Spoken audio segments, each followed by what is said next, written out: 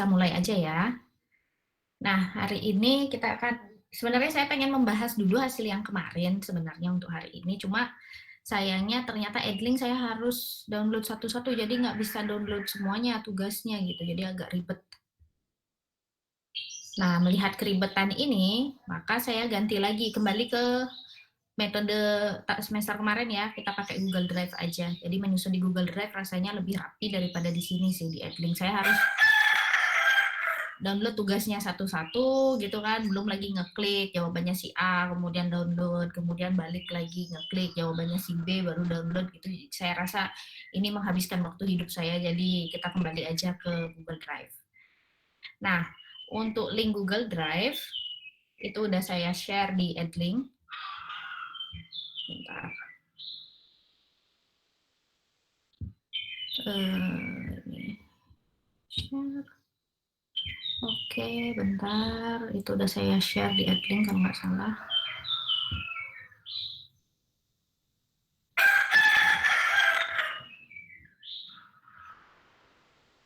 Apa sih ini? Sesi 1 selesai.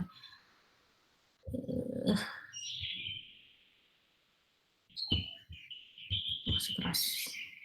Diskusi. Oke. Nah, di sini bisa dilihat ya. Ini ada link Google Drive.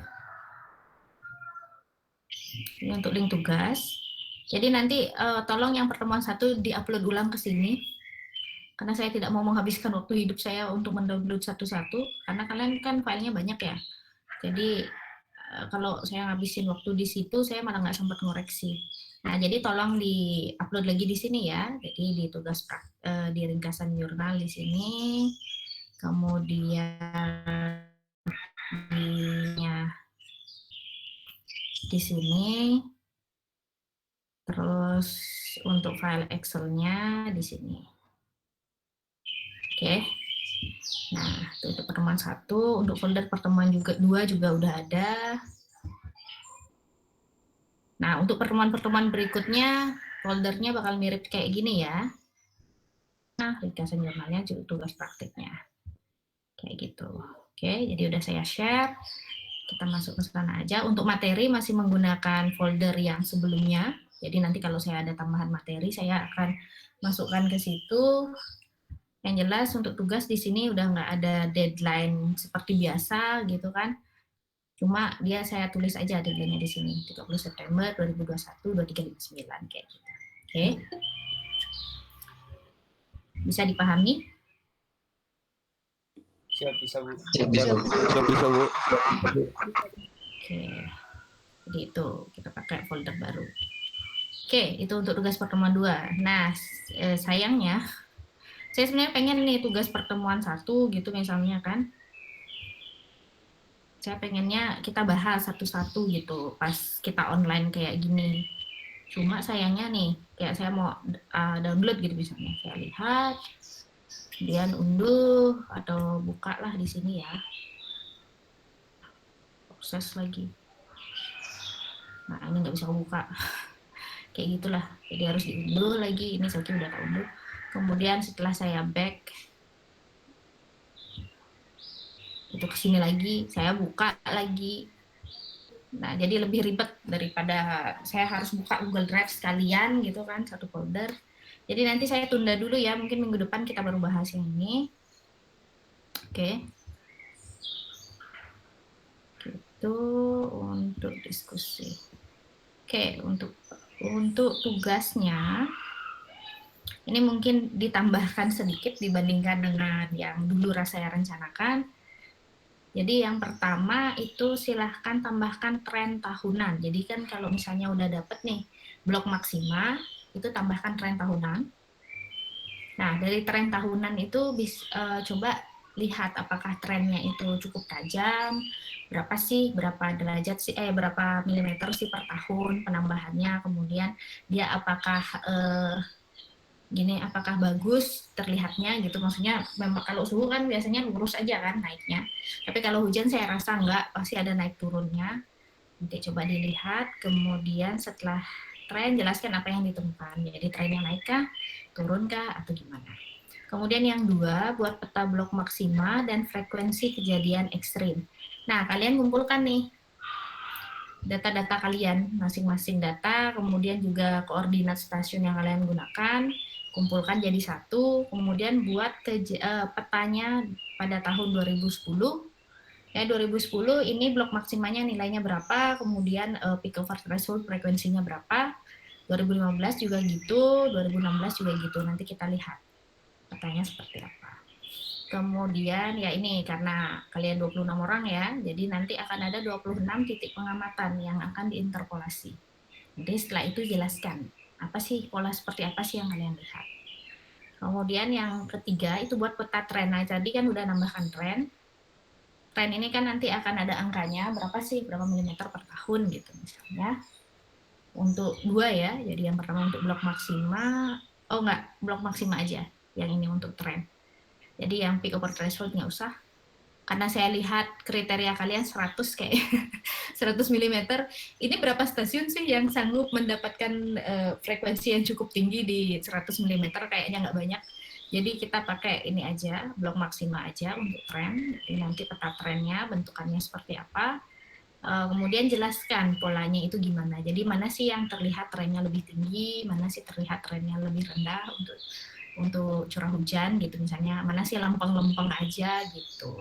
Tapi kalau misalnya kita frekuensinya dapat lumayan tinggi, kita bisa lihat apakah frekuensi hujannya lebih tinggi atau nambah apa berkurang kayak gitu bisa. Cuma saya lihat kalau misalnya 100 mm kita petakan aja dulu ya tahun-tahun ini ya. Karena saya rasa mungkin agak sedikit sih apa tuh namanya frekuensinya kalau 100. Oke, deadline 30 September 2021 jam 12. Oke. Nah, itu tugas mau ditanyakan. Izin Bu, izin bertanya. Iya, Kak Risma. Masih bingung maksud yang nomor 2 itu Bu. Yang buat peta itu maksudnya gimana ya Bu? Oke, jadi buat peta itu gini. Kalian 26 orang. 26 orang kan, berarti kalian harus mengeluarkan, masing-masing orang harus mengeluarkan data latitude, longitude, maksimum 2010, maksimum 2015, sama maksimum 2016. Jadi satu file Excel gitu misalnya. Nah, dari satu file ini itu buat peta untuk satu kelas. Gitu. Jadi satu kelas ini sama nih petanya. Karena kan kalian ngumpulin bareng-bareng kan. Nah, satu kelas sama petanya. Kemudian dari peta ini masing-masing orang menjelaskan apa yang dilihat. Kayak gitu. Bisa dipahami atau masih kurang jelas? Izin Bu, berarti untuk analisisnya peta yang sama ya Bu? Satu kelas. Iya. Baik Bu, terima kasih. Jadi kita bisa lihat dari peta yang sama kalian punya poin apa aja sih gitu. Di antara kalian semua gitu. Jadi mungkin ada satu yang menemukan pola apa, yang lain menemukan pola apa, nanti kita gabung jadi satu gitu sih rencananya. Karena kita lihatlah siapa tahu analisis dari 26 kepala itu lebih bagus daripada dari analisis sendiri-sendiri gitu sih. Kayak gitu. Keren. Kemudian ada lagi yang mau ditanyakan? Izin Bu, izin bertanya. Iya, Firmansyah. Izin Bu, untuk kemarin kan saya periodenya pakai 1991 sampai 2010. Berarti saya tambah dengan 2015 sama 2016 juga gitu ya? Oh iya, sebenarnya sih kalau bisa sampai 2020 sih periodenya, tapi kalau misalnya datanya masih agak kurang, ya nggak bisa. Tapi kalau misalnya ini, ya saya nyari yang terdekat sih, karena kalau misalnya kondisinya agak jauh, misalnya 20 tahun yang lalu, itu akan lebih jauh lagi berbeda dengan kondisi sekarang. Jadi yang kondisi yang paling mirip sih, paling dekat sih 2010, berarti kamu nanti tambah 2015 sama 2016. Gitu. Siap Bu. Oke. Ada lagi? Izin Bu. Iya, Rasta. Izin Bu, yang nomor 1 masih nggak paham Bu, masih belum nangkep dari saya sendiri Bu. Berdasarkan pengerjaan tugas 1, artinya berdasarkan data yang kamu kerjakan di tugas sebelumnya, kan masing-masing orang stasiunnya beda-beda nih. Jadi mungkin kamu punya stasiun, apa sih? Kamu di stasiun mana sih? Perak ya? Bukan? Saya Curug Bu. Curug. Nah, misalnya dari datanya Curug ini, kan udah bikin blok maksima kan. Nah, blok maksima ini biasanya tahun 2001 itu maksimumnya berapa, tahun 2002 maksimumnya berapa, tahun 2003 maksimumnya berapa, kayak gitu biasanya. Nanti itu dibikin tren. Gitu. Baik, Bu. Nah, siapa sih yang saya udah download ya? Saya cuma baru download 3 orang aja sih, dan kemudian merasa, ngapain juga saya download kayak gini caranya gitu. Oke. Izin Bu, kalau buat yang nomor 2 berarti kayak buat peta CH biasa gitu ya, Bu? Tapi makainya data maksimum tiap tahunnya tiap titik gitu, Bu? Iya. Oh, oke. Siap, Bu. Buat indikatornya gitu berapa, Bu? Apa ngikutin indikator BMKG gitu, Bu?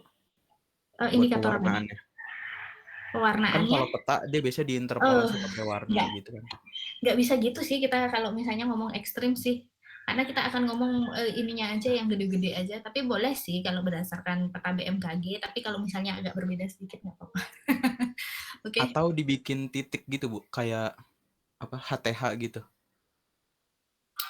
Kalau untuk tren bagus kalau bikin titik, tapi kalau saya untuk kejadian maksimum nggak sih, interpolasi aja kalau yang maksimum. Oh, baik, Bu. Mana ya? Oh, ini punya Karisma sih. Karena kamu yang nyetor pertama sih Karisma, jadi itu yang saya ambil yang paling atas. Oke. Nah, yang ini grafik time series curah hujan harian. Blok maksimanya mana nih? Frekuensi. Oh, ini kamu harian langsung di jembreng semua ya, Karisma ya? Iya, Bu. Yang time series-nya, Bu. Kenapa? Yang time series-nya. Cuma kamu tandain yang ini aja, yang maksimum aja kan ya?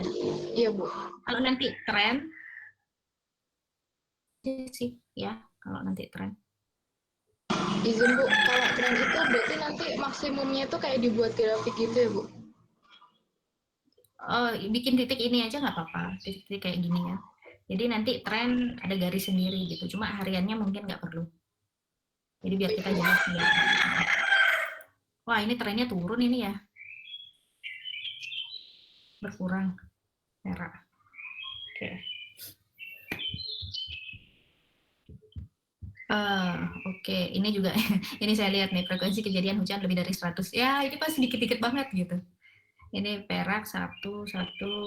Saya nggak tahu yang semakin ke timur bakal kayak gimana nih. Soalnya saya baru download 3 orang aja sih. Kayaknya kalau semakin ke timur mungkin nilainya lebih sedikit lagi mungkin. Oke. Tapi nggak apa-apa. Jadi kayak gitu ya trennya ya.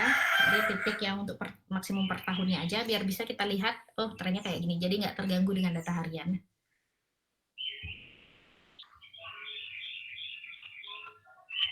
Oke, ada lagi yang mau didiskusikan?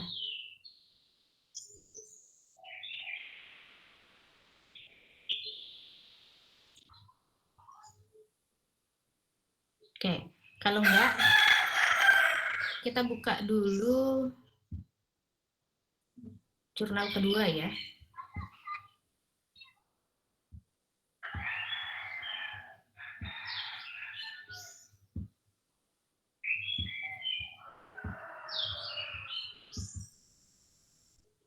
Nah, jurnal kedua, analisis variability and trends, of variability and trends of extreme rainfall events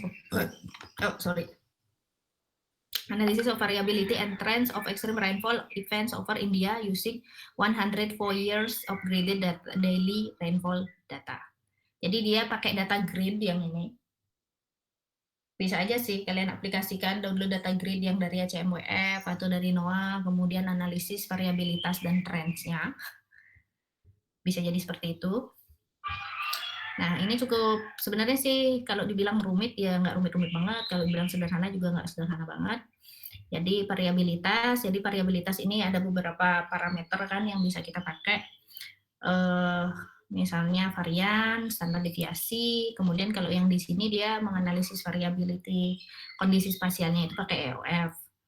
Nah, untuk tren kita bisa gunakan tren biasa ya, jadi linear trend aja. Nah, di sini mungkin kalau misalnya dia pakai gridded, jadi ada banyak data di dalam peta itu, jadi per titik gridnya itu yang dicari. Kayak gitu.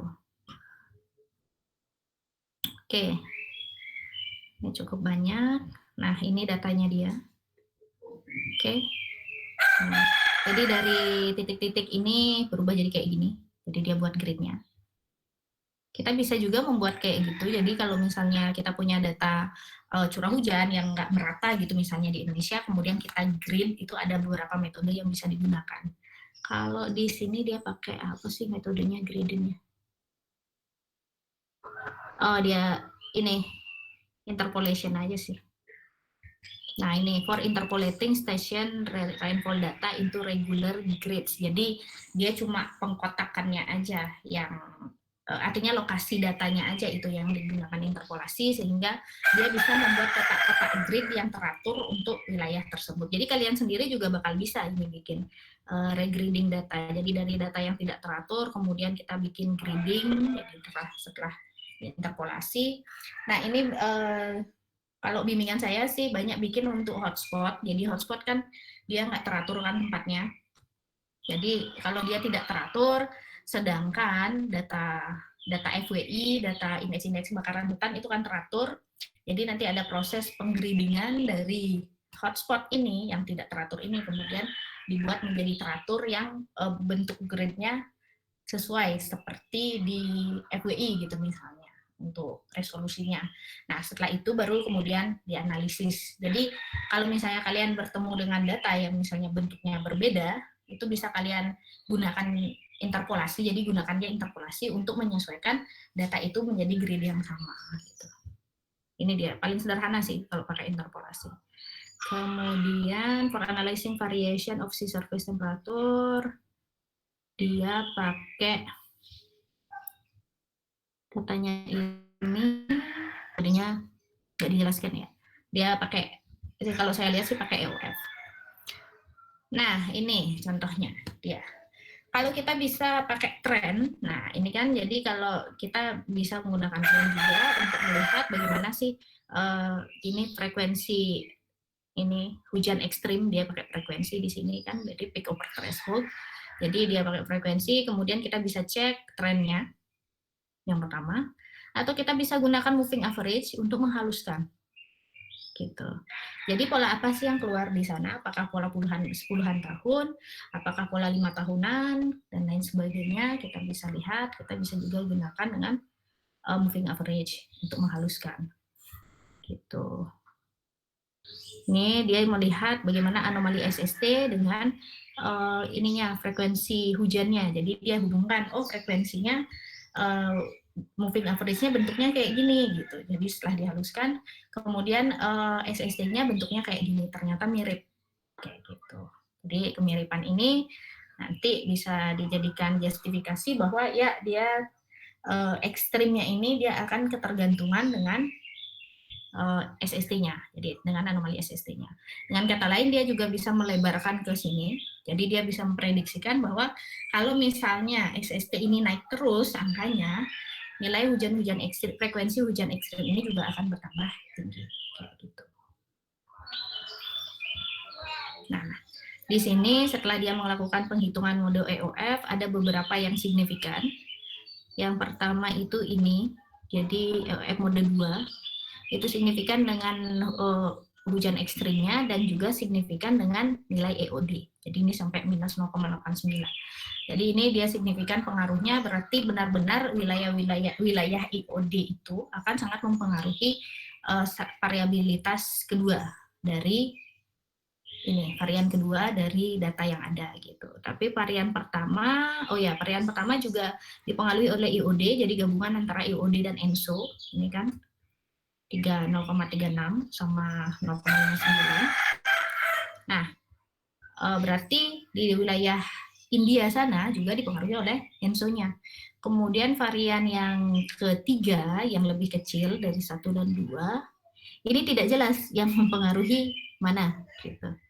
Jadi ini masih perlu penelitian lebih lanjut karena kita tidak bisa melihat korelasi ininya ya, korelasi signifikannya itu di mana. Jadi bukan karena IOD, bukan karena ENSO, mungkin ada variasi lain atau mekanisme lain yang nantinya akan mempengaruhi wilayah ini. Kemudian yang EOF mode 4 ini yang lebih kecil lagi, ini dia cocok untuk hujan tahun 1951 sampai 2004, tapi masih sama, nggak jelas apakah IOD ENSO ini nggak ada hubungannya, jadi di luar dari dua fenomena utama global ini, kayak gitu. Nih, ini cuma sekilas EOF aja, nggak usah dipikirkan, nanti kalian ringkes aja. Untuk EOF kan masih setelah UTS. Nah, setelah itu dia petakan. Oke, dia petakan. Kemudian, ini yang nomor B apa nih? B, korelasi. Oh, korelasi. Jadi yang mana sih yang berkorelasi? Signifikan, kayak gitu. Oke, di atas 0,18. Nah, kita lihat di sini. Nah, ini. Jadi dia di atas 0,16 atau di bawah minus 0,16 itu udah dianggap ada korelasi gitu. Jadi kriteria untuk korelasi itu nggak pakem ya. Jadi nggak pakem di atas 0,5 harus gini gitu. Tuh. Belum tentu. Kalau paling gampang kalian gunakan signifikansinya aja. Kalau signifikan berarti dia hubungannya signifikan gitu. Kalau misalnya tidak ada nilai signifikansi berarti hubungannya tidak signifikan. Jadi mungkin nggak terjadi gitu. Nah, ini dia menggunakan tren. Jadi yang saya maksud tren tadi yang kayak gini sih, Ingrid. Oke. Oh, ini wind speed sama apa nih? Perbedaan kelembaban antara surface sama berapa nih? Oh, permukaan sama udara. Kayak gini. Kalau datanya panjang 100 tahun gitu misalnya enak nih. Langsung kelihatan gitu. Oke. Nah, silahkan dibaca yang ini ya. Kemudian silahkan dibuat ringkasannya. Lengkap sedikit lah untuk yang kemarin, itu kan dia nggak terlalu, sebenarnya jurnalnya tidak begitu jelas sih sebenarnya, karena dia cuma meringkas dari sana-sini, kemudian menjadikan satu gitu. Tapi yang ini kan udah termasuk jurnal penelitian, jadi saya harapkan agak lebih lengkap gitu. Jadi kayak data, kemudian metode yang dia pakai, kayak gitu, itu sebaiknya lengkap, kemudian hasil diskusinya apa dan lain sebagainya itu sedikit lebih lengkap ya. Masukkan grafik kalau perlu dari sini untuk ringkasan jurnalnya. Kemudian kalau ada yang masih tidak diketahui silahkan ditulis. Oke, itu dari saya.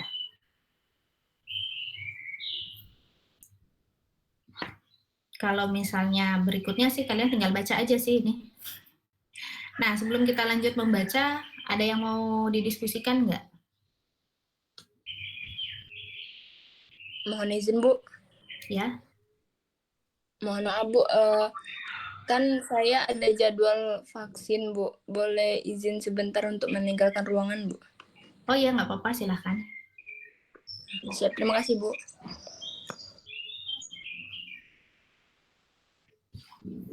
Izin meninggalkan ruangan, Bu. Oh ya, silahkan.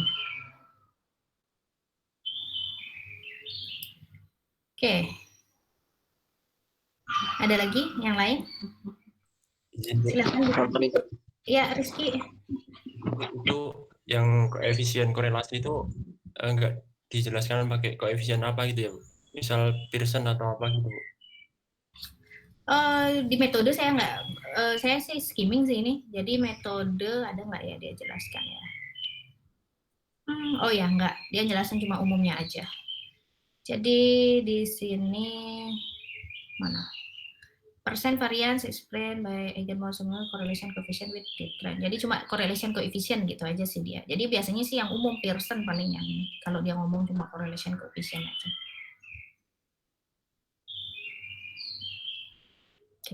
Siap, Bu. Izin, Bu.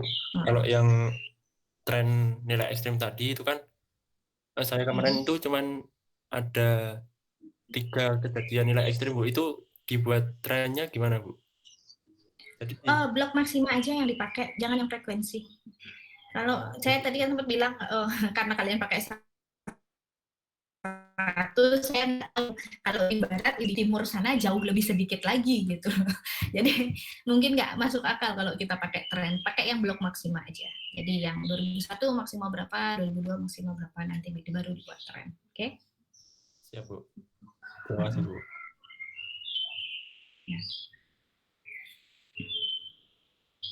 Ini kalau kita ngomong masalah ekstrim, memang data yang dibutuhkan selalu panjang ya. Jadi ada sih strategi-strategi untuk merekonstruksi data untuk ekstrim gitu. Tapi ada prosesnya lagi. Cuma kita sederhana aja. Kalau misalnya yang datanya yang panjang itu akan enak gitu bentuknya itu kayak gimana. Tapi kalau semakin dikit datanya itu akan makin susah sih.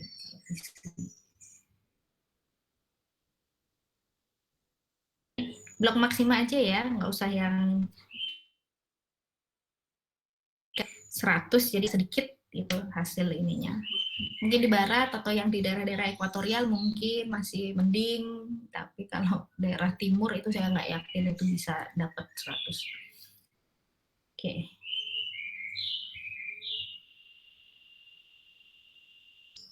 Ada kan?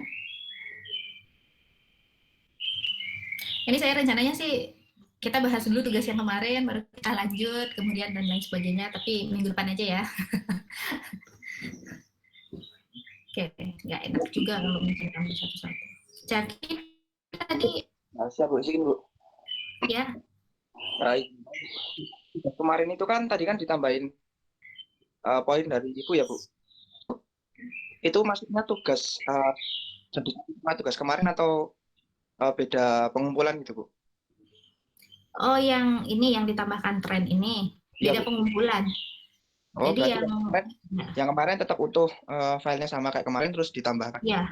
Ditambahkan file baru. Iya, yang kemarin itu cuma di pertemuan 1 ya udah file yang kemarin aja diupload, cuma dia sama persis lah yang sama dengan di add link kayak gitu. Nanti di folder pertemuan 2 itu baru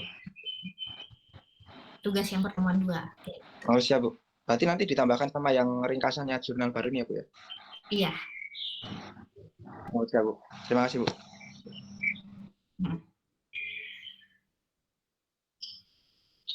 Oke.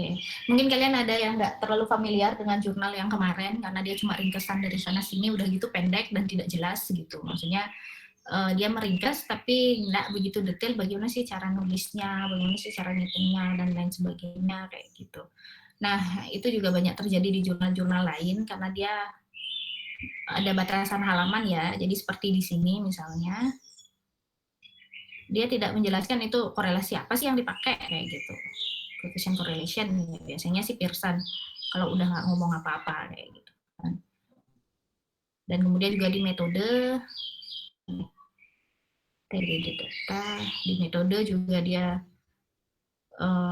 tahapan-tahapan pengerjaannya juga ringkas aja gitu. Kayak gini, duality of present dataset was examined dengan membandingkan data yang mirip yang digunakan oleh ini Rajivan et al. 2006. Nah, untuk mengetahui data bentukannya ini seperti apa ya harus masuk ke Rajivan et al. Ini gitu. Dan kalau misalnya kalian ngelihat jurnal kayak gini, jangan berharap rumus-rumusnya lengkap seperti itu. Jadi rumus misalnya kalau ada yang bilang di sini menggunakan indeks apa gitu, kadang-kadang rumus indeksnya pun nggak ada. Jadi harus lihat referensi apa sih yang dia pakai untuk menghitung. Bisa sih kayak gini.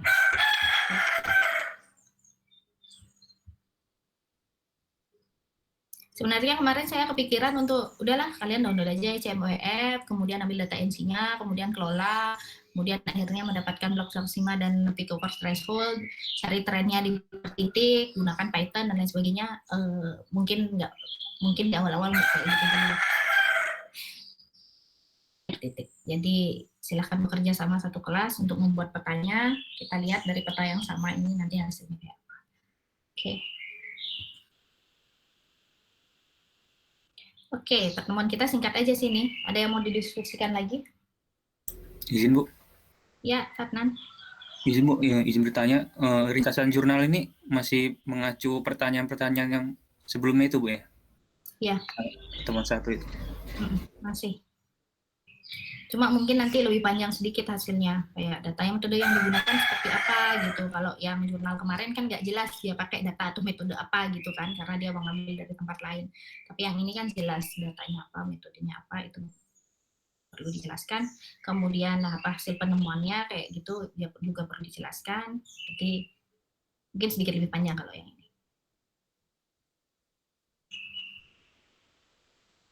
Oke. Ada lagi? Mohon izin Bu. Ya, Irfan.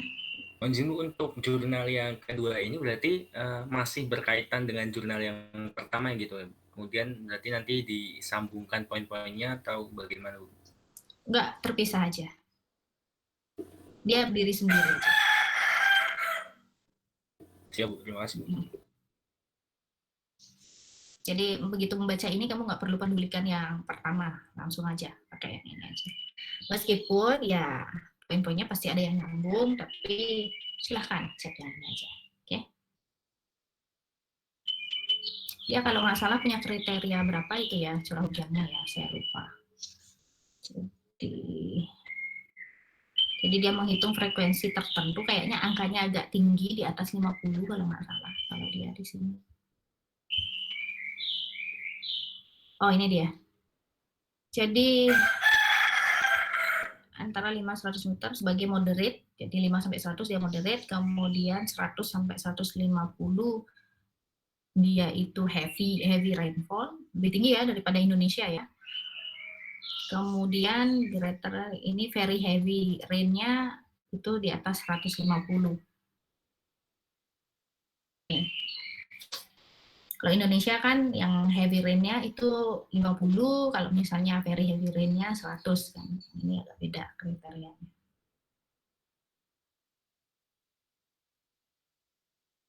Oke.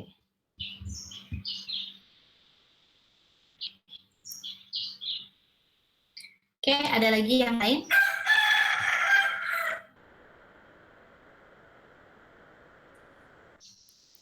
Izin Bu. Izin Bu. Dulu ya. Ya, Risma. Izin Bu, kalau di jurnal yang pertama kemarin kan ada perhitungan matematisnya ya Bu untuk pengambilan parameter threshold atau apa itu. Nah kalau untuk extreme event dari variabilitas iklim ini ada nggak sih Bu cara untuk menentukan parameter threshold itu apa dari kayak kategori hujan aja biasanya? Sama kayak kita di BMKG, dia kategorinya udah ditentukan. Jadi kalau di India dia itu ininya hujan lebatnya itu 100, hujan sangat lebatnya itu 150. Jadi udah dari sono. Jadi dia tidak menggunakan metode lain untuk mencari ini peak over threshold-nya sih kalau di sini. Karena kadang-kadang peak over statistik oke lah kita dapat angka sekian gitu misalnya. Tapi kita nggak tahu di luar sana apakah angka itu benar-benar signifikan untuk kehidupan sehari-hari gitu sih. Matematika ngomong sesama matematika menghasilkan matematika kan gitu kan. Tapi kalau misalnya kita udah bekerja di BMKG gitu aja, saya rasa yang lebih penting itu bagaimana sih dampak dari hujan itu. Itulah kenapa BMKG menentukan yang 50 mm itu segitu heavy rain-nya di Indonesia 50 mm. Jadi kemungkinan ya di atas 50 mm itu mungkin yang manusia itu udah banyak terjadi. Jadi itu yang dipakai. Begitu juga dengan di India ini. Jadi kenapa dia menentukan 100, 150, kemungkinan dia sudah menyesuaikan dengan lingkungannya dia. Jadi dampak hujan itu kalau sekian itu kayak gimana sih di tempat dia kayak gitu. Dan mungkin negara lain juga angkanya beda. Jadi makanya saya nggak terlalu mendalam ke situ ya. Jadi menentukan apa threshold-nya itu harus kayak gini caranya gitu, karena nggak benar-benar bisa itu. Karena itu cuma ngomong sama matematika menghasilkan matematika yang nggak gaul dengan dunia luarnya gitu sih. Jadi sebaiknya kita ikuti saja yang BMKG, oke? Baik Bu, terima kasih.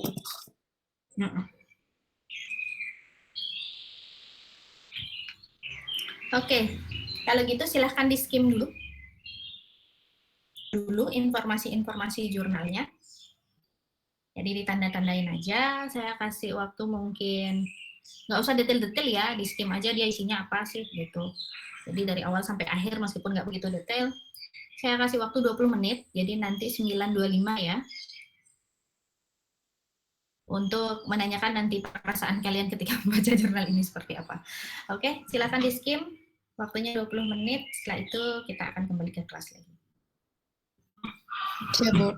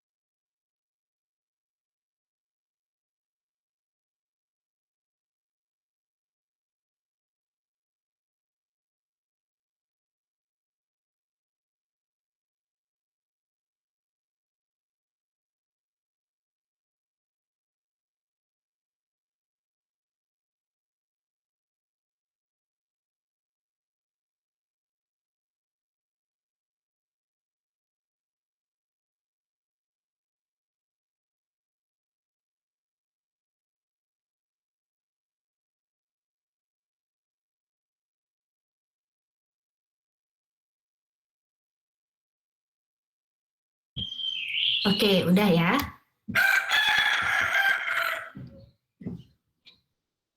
Halo, masih di sini?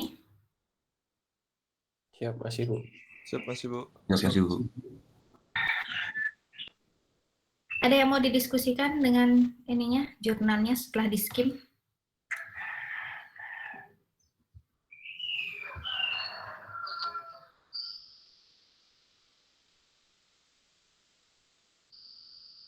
Mohon izin Bu, Ya, Yasid.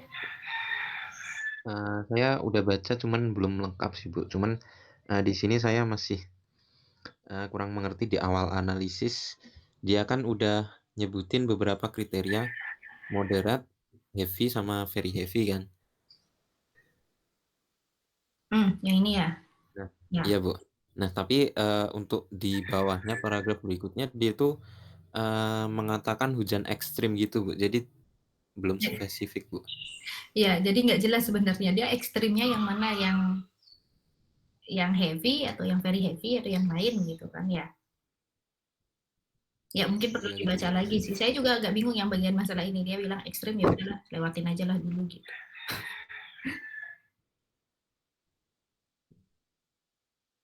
Bentar kalau dia bilang. Saya malah ini berpikirnya yang ini sebenarnya, yang mulai dari heavy sih kalau dia bilang ekstrim gitu. Karena moderate kan bukan ekstrim kan. Cuma ya harus dibaca lagi gitu. Oke? Saya juga nggak jelas sih yang itu. Salah satu keanehan yang saya temukan. Oke. Ada lagi?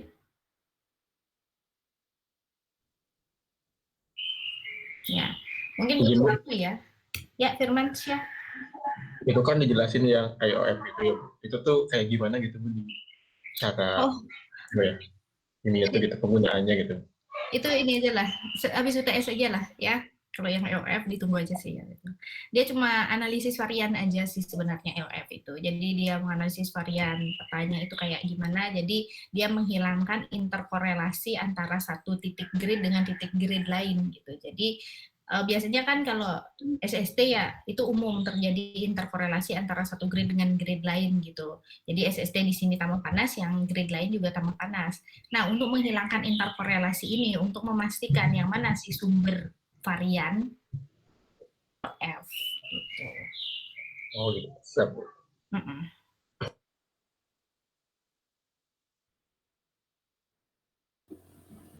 Izin Bu. Ya, silahkan, Irfan. Izin Bu, di jurnal ini kan yang sudah saya baca itu kan menggunakan data cukup panjang ya Bu, 104 tahun. Nah, namun di sini juga dikatakan masih perlu data yang lebih panjang untuk dapat mengetahui hubungan antara curah hujan dan variasi SST serta panas laten. Nah, memang izin Bu, apakah ada standar khususnya atau bagaimana Bu? Nggak ada sebenarnya. Nggak ada sih sebenarnya standar khususnya berapa panjang dan lain sebagainya.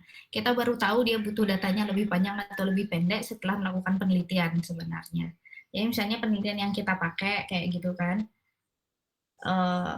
Misalnya penelitian yang kita pakai gitu udah, oh ya cukup saya udah bisa mengetahui A, B, C, D, E. Tapi sebenarnya saya pengen tahu F gitu.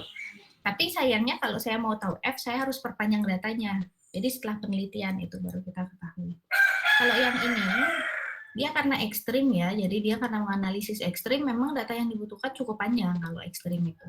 Karena tidak, ekstrim event kan itu biasanya ada yang datang 100 tahun sekali, ada yang datang 1000 tahun sekali.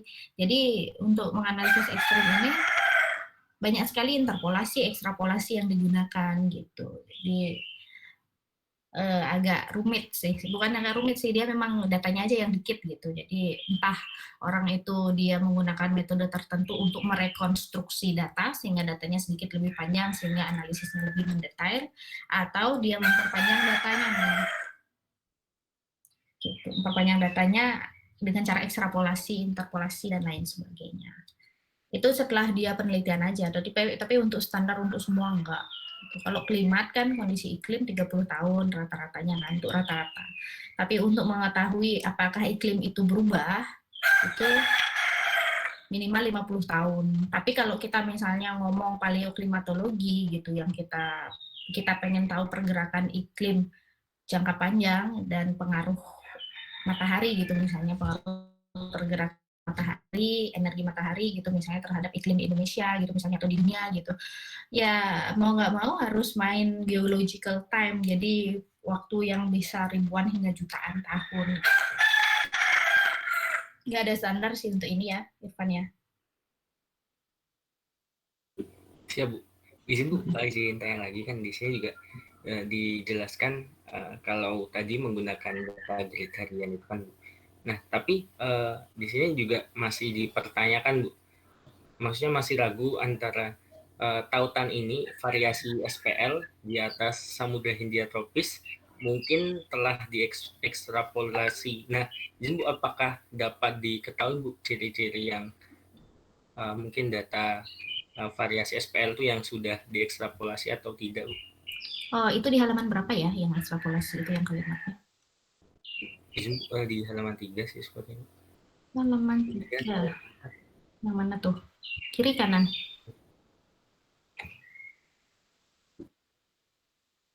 Bentar. Yang mana sih ininya? Time series of reference. PHR, HR. Ini dulu yang masih bagian yang 3. Ya. Apa sih namanya? Oh, yang ini. Analisis ekstrim. Yang itu, Bu. Yang kurung buka, kurung tutupnya masih yang ketiga. Oh, kurung buka, kurung tutupnya masih yang 3. Berarti yang ini ya, di integration ya. Using resolution data set show that there are significant rising trend. You can see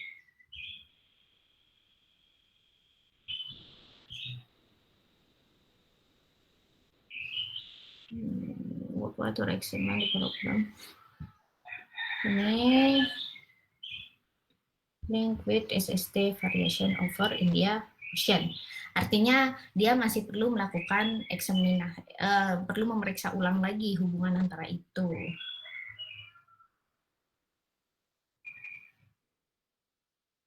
Bentar, yang meragukan kalimat yang mana ini? Itu yang itu, memeriksa variabilitas SST itu. Nah. Oh, ini memang tujuannya dia. Kemudian yang kalimat paling akhir, Bu, izin, yang masih memungkinkan untuk variasi SST itu telah dieksplorasi, Bu. Possible link with the SST operation for total ignition also have been explored. Ini tadi ini dia membunuh penelitiannya sendiri ya.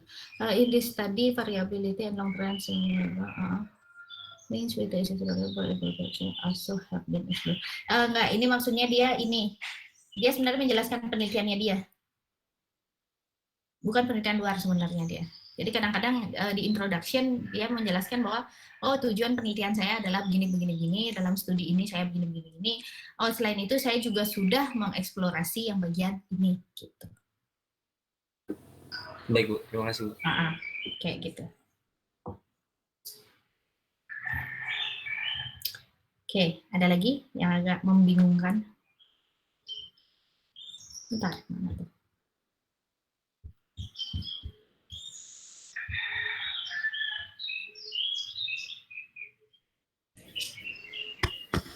Izin, Bu. Ya, silakan. Izin, Bu, ini mungkin bukan membingungkan terkait dari teknis jurnalnya sih, Bu ya. Tapi saya masih kurang bisa memvisualisasikannya, Bu. Ini kan di introduction dia nyebutin latar belakangnya kenapa diteliti kayak gini, karena ada kejadian extreme heavy rainfall. Tadinya awalnya sih masih oke, 94,4 tuh angka yang cukup kecil. Ternyata ini sentimeter, itu berarti sehari ini 944 mm, Bu. Iya, pernah terjadi kayak gitu. Di Indonesia pernah terjadi. Maksudnya ini angka yang cukup gila, 944.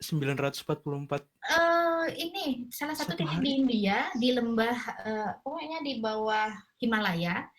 Itu, kotanya saya lupa namanya. Itu adalah titik di mana hujan itu paling lebat gitu. Jadi hujan tahunan paling tinggi di situ. Satu lagi ada di Amerika Latin yang di antara Meksiko sama, pokoknya di selatannya Meksiko lah. Itu. Jadi di situ juga sangat tinggi hujan tahunannya. Di sini kalau India memang gila-gilaan, 94, dalam 24 jam. Ya. Kalau di Indonesia saya pernah lihat yang 400 tapi 94 ya memang. Enggak gitu. 900 tuh nggak kebayang gitu, Bu. Itu yang pelaporan gimana? 900 satu hari tuh kayak. Iya, 944.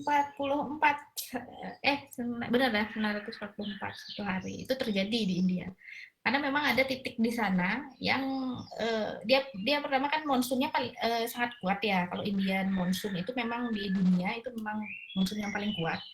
Nah, yang monsun ini kan juga dipengaruhi karena kehadiran pegunungan Himalaya ya. Sejauh ini kan yang gunung tertinggi di dunia kan Mount Everest. Di situ kan. Iya, iya betul. Nah, ada Tibetan Plateau di situ juga kan. Nah, itu memang ini mekanisme yang terjadi di India ini luar biasa. Jadi dia hujan itu benar-benar ditarik ke sana. Jadi benar-benar hujan yang harusnya di tropis aja dia bisa tarik ke situ gitu loh masalahnya.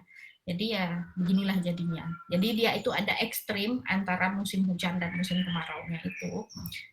Kalau hujan di sana kalau nggak salah musim panas. Nah, pada saat bulan Juli musim panas ini ekstrim sekali, hujannya bisa jatuhnya langsung banyak kalau India. Gitu. Tapi kalau misalnya pas musim dingin enggak gitu.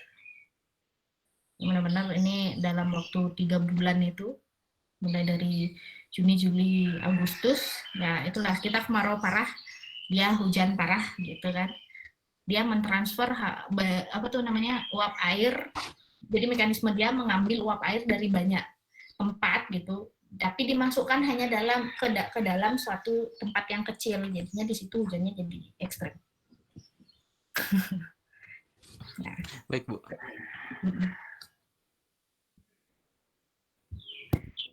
Oke. Ada lagi?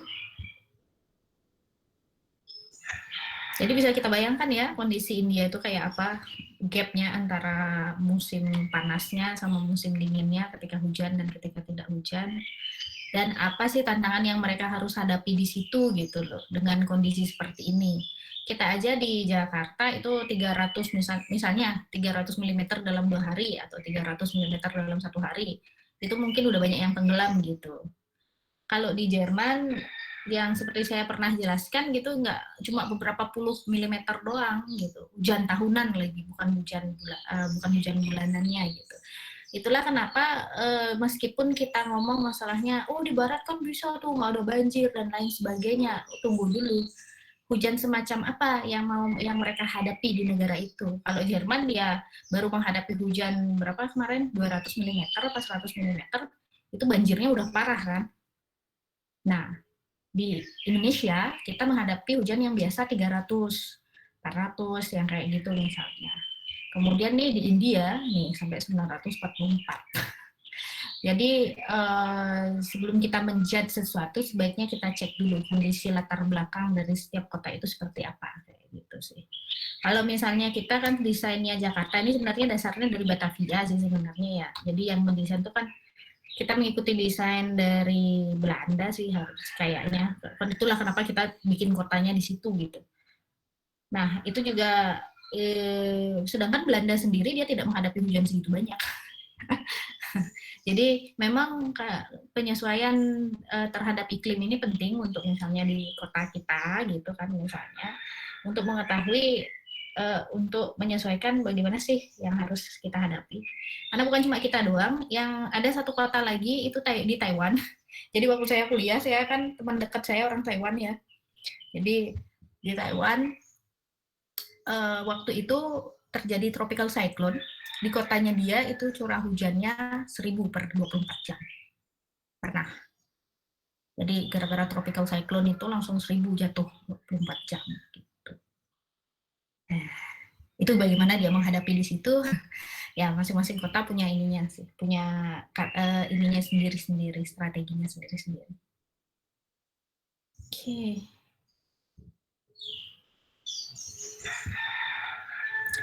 Oke, kayaknya cukup ya. Mungkin lebih baik saya bebaskan kalian untuk membaca lebih detail masing-masing, karena kalau misalnya bacaan ini kan nggak mungkin saya suapi, jadi silahkan dibaca, dianalisis bentukannya kayak apa. Saya bisa saran juga, baca itu ada istilahnya picture walk. Jadi kita berjalan ngelihat gambar-gambarnya doang. Jadi sebelum kita baca, untuk kita bisa connect dengan bacaannya, kita cek dulu. Oh, ini bentukan bentukan tulisannya, formatnya gimana sih. Kemudian kita cuma jalan-jalan aja ngeliat, oh ini ada gambar, oh ada gambar curah hujan. Kemudian ada gambar grid-nya.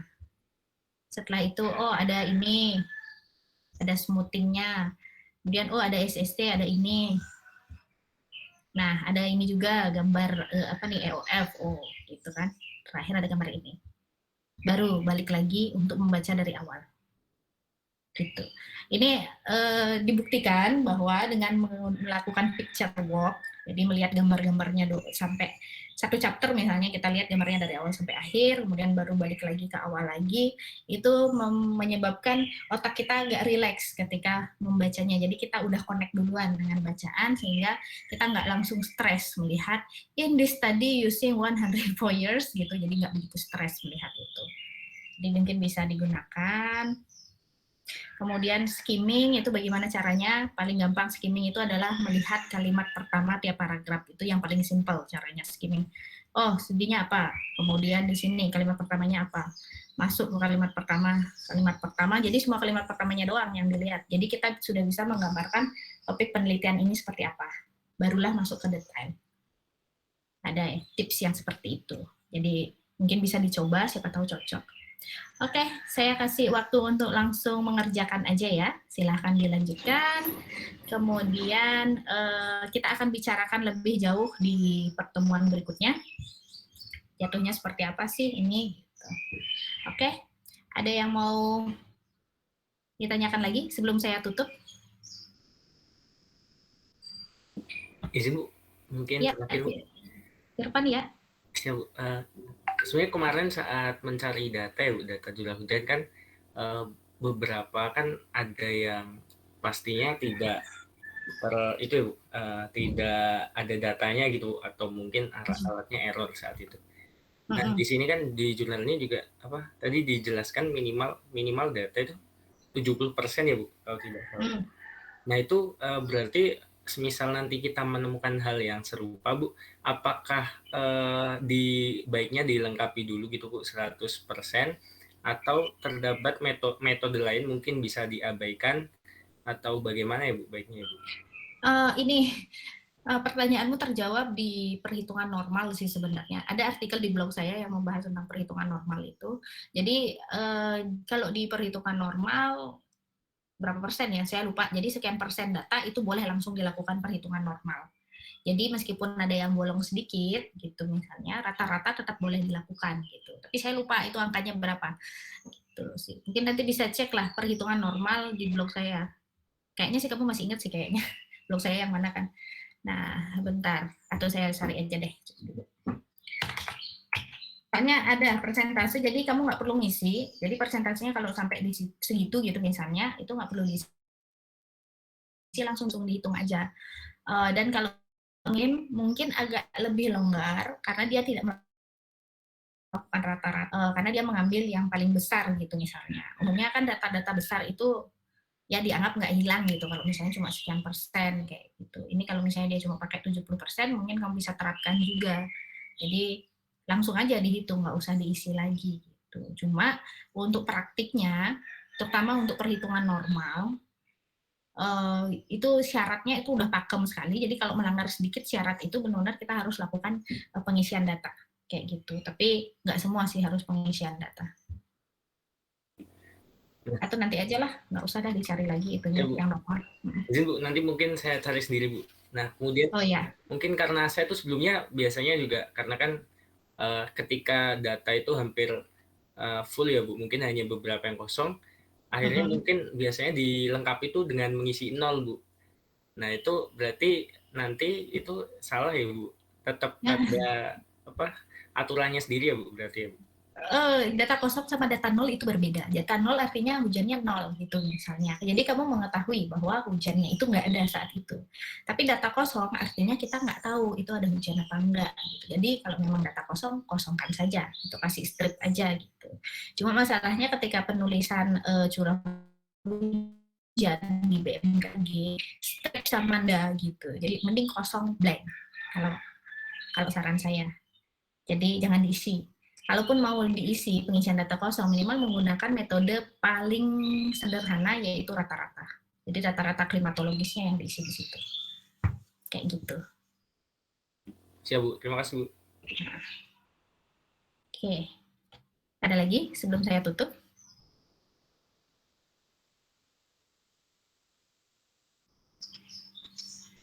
Oke, silahkan bereksplorasi ya, setidaknya sampai jam 12.30 lah eksplorasi jurnalnya, kemudian nambahkan nambahkan tren, kemudian silahkan kumpulkan satu kelas untuk pembuatan peta dan lain sebagainya. Jadi nanti tidak memakan banyak waktu gitu. Jadi gunakanlah waktu perkuliahan ini aja untuk mengerjakan tugasnya. Jadi kalau misalnya sekarang udah selesai gitu, misalnya waktu perkuliahan kan nggak perlu panik kalau misalnya nanti udah deket deadline gitu, karena memang waktunya ini disediakan untuk praktek kita. Seharusnya sih kalian mengerjakannya di kelas, kemudian saya awasin, saya cek satu-satu gitu misalnya sambil kalian mengerjakan kayak gitu. Tapi kan kita nggak bisa kayak gitu ya di sini karena sedang online. Jadi saya cuma ini aja, kalau misalnya nggak masuk adlink pertanyaannya, mungkin bisa lewat WA aja. Jadi silahkan kalau ada pertanyaan dan lain sebagainya WA sampai 12.30. Kayak gitu ya. Oke, dengan demikian saya tutup dulu untuk sesi diskusinya. Jadi silahkan lanjut ke sesi praktek sampai jam 12.30. Oke? Siap, Bu. Saya akan live, tapi saya akan tetap aktifkan ini. Jadi kalau misalnya kalian mau mendiskusikan bagaimana cara membuat petanya, ngumpulin datanya di mana, dan lain sebagainya, silahkan dilanjutkan, tapi saya nggak ikut dalam diskusi itu. Oke? Siap, Bu. Oke, selamat pagi. Terima kasih atas perhatiannya. Saya live dulu ya. Siap, Bu. Terima kasih. Terima kasih, Bu. Terima kasih, Bu.